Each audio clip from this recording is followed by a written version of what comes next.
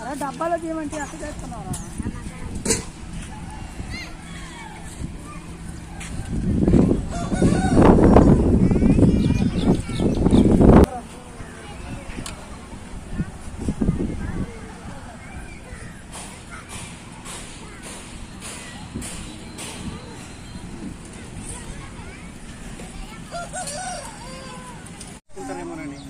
అసలు యేసుప్రభు వారు భూలోకానికి ఎందుకు వచ్చారు, ఆయన ఎందుకు వచ్చారు, మరలా ఆయన రావాల్సిన యొక్క కారణం ఏంటి అని మనం ఒకసారి ఆలోచన చేస్తుంటే మనిషి జీవితంలోని అశాంతి, గొడవలు, బాధలు, చింతలు ఇటువంటి ఒక మనశ్శాంతి లేక జీవించున్న ఇలా కవర్ చేయాలి డేవిడ్, ఇలా కవర్ చేయాలి.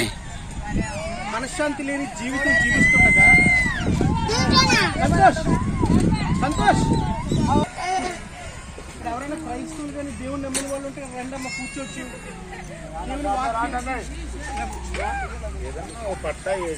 ఏంటంటే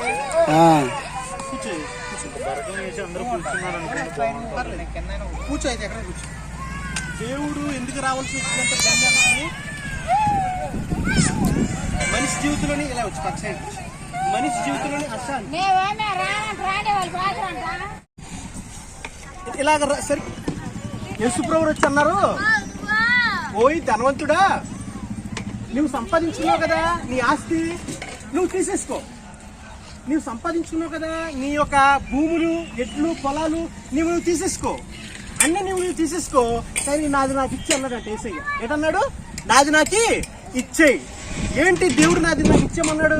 అప్పుడు తర్వాత అంటాడు, నీ దగ్గర నాకే ఉంది ప్రభు, అని నేను సంపాదించుకున్నా కదంటే, లేదు నువ్వు సంపాదించుకోలేదు, కానీ నువ్వు సంపాదించుకోలేదు ఏంటి, నా దగ్గర ఒకటి ఉంది. ఏంటో తెలుసు, అది నా ప్రాణము, నేను ఇచ్చిన నా జీవవాయువు.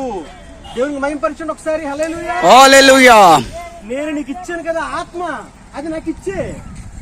అన్నీ ఉన్నాయి, కానీ దేవుడు ప్రాణం అడిగితే ఆ ధనవంతుడు ఏమైపోయాడంట, అయ్యో బాబోయ్ నా పరిస్థితి ఏంటి, నా జీవితం ఏంటి అని చెప్పి ప్రశ్నించుకున్నాడు. ఈ రోజు కూడా మనం అటువంటి వారమే. మనకి డబ్బు ఉంది, ఆరోగ్యం ఉంది, అంతస్తు ఉంది, ఇల్లు ఉంది, వాకిలు ఉంది, మనం ఏదో ఒకలా బతికేస్తామంటే అది బ్రతుకు కాదు. మన ప్రాణాలు ఎప్పుడు పోతాయో మనకు తెలియవు, మన చేతిలో ఉండవు. అమ్మ వినాలి, అలా ఇల్లు కూడా కవర్ చేయడం. ఏంటో తెలుసా, మా అమ్మగారు దైవ సేవకురాలు, చాలా అందంగా ఉంటారు. మొన్న రీసెంట్గా 2 సంవత్సరాల క్రితం క్యాన్సర్తో చనిపోయారు.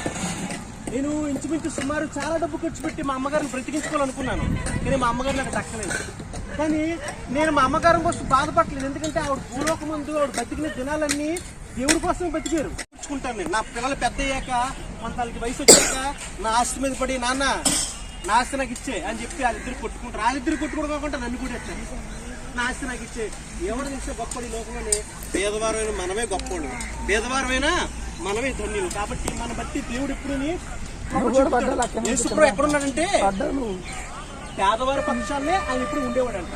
కాబట్టి ఈ రోజు మీ అందరి బట్టి ఏమంటారంటే, మీ అందరికీ తోడుగా దేవుడే ఉన్నాడు, దేవుడే మీ అందరికీ తోడుగా ఉన్నాడు. కాబట్టి ఆ యేసుని విడిచిపెట్టద్దు, ఆ యేసుని అన్ని క్షణం మీరు స్మరించుకుని ప్రార్థనలో గడపండి.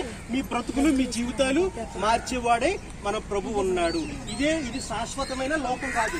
ఎప్పుడు చచ్చిపోతామో, ఎప్పుడు మనము పుడతామో మనకే తెలియదు.